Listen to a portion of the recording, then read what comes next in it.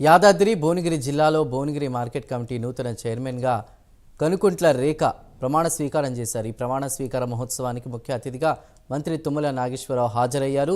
రైతుల సంక్షేమానికి నిరంతరం కృషి చేస్తానని కనుకుంట్ల రేఖ తెలిపారు. కాంగ్రెస్ ప్రభుత్వం నిర్వహిస్తున్న గ్రామ సభలకు కొందరు బీఆర్ఎస్ నాయకులు తాగి వస్తున్నారని ఆమె ఆరోపించారు. కొత్త రేషన్ కార్డులు ప్రతి ఒక్కరికి రేషన్ కార్డులు ఇస్తామని చెప్తుంటే ఆ ప్రక్రియ మొదలైతే ప్రతి ఒక్కరికి ఇందిరమ్మ ఇల్లు ఇస్తాం, ఒక 2-3 ఏళ్ళ అంచెలంచెలుగా అర్హులందరికీ ఇందిరమ్మ ఇల్లు ఇస్తామనే కార్యక్రమం చెప్పి గ్రామ సభల ద్వారా వార్డు సభల ద్వారా చేస్తుంటే మంచి కార్యక్రమాలు జరుగుతున్నాయి.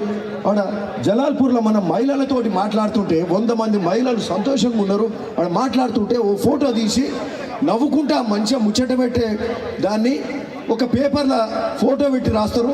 మహిళలు ఎమ్మెల్యేలు నిల్వలిస్తున్నారంట, అటు ప్రశ్నిస్తున్నారంట.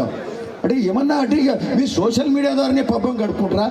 మీకు ఇంటికి పంపిర్రు, మీరు శాత కాదని ఇంటికి పంపిస్తే అసెంబ్లీ ఎన్నికలలో పార్లమెంట్లో డిపాజిట్లు కూడా ఇయ్యలే. ఈరోజు గొడవలు సృష్టించి పబ్బం గడుపుకునే కార్యక్రమం చేస్తారు టీఆర్ఎస్ వాళ్ళు తప్పితే ఇంకోటి కాదు. అక్కడ జలాల్పూర్లో అట్లా చేస్తారు. నిన్న అనంతరం దగ్గర 2 లేరు, ఒకటి తాగి ఉన్నట్టుడు, ఒకడేమో నిజంగా అంటే చెప్తే అర్థమవుతుంది మాట్లాడిందే. 2 ఉన్నారు అంటే మాట్లాడే క్రమంలో ఫోటో తీసి అడ్డగించిన ఎమ్మెల్యేని అడ్డగి అంటే ఇది ఏం చేయదలుచుకున్నారు? మీకు శాత కాకపోయా చేయకపోతే 10 ఏళ్ళు ఈరోజు చేసేటోనికి అడ్డం పడుతున్నారు.